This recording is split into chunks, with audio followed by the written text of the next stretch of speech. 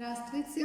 Представляем вам растительный препарат линкоспастилки, который известен своими полезными свойствами, а также многообразием различных вкусов – лимон, мята и апельсин.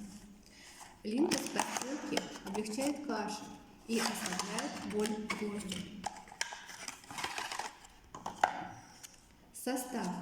Каждая постилка содержит экстракты орхотода сосудистая, солодка голая, перец длинный, фиалка душистая, исолт лекарственный, колган большой. Особые указания. Препарат содержит сахарную основу, что необходимо учитывать пациентам, страдающим сахарным диабетом, а также при гипокалорийной диете. Способ применения и дозы.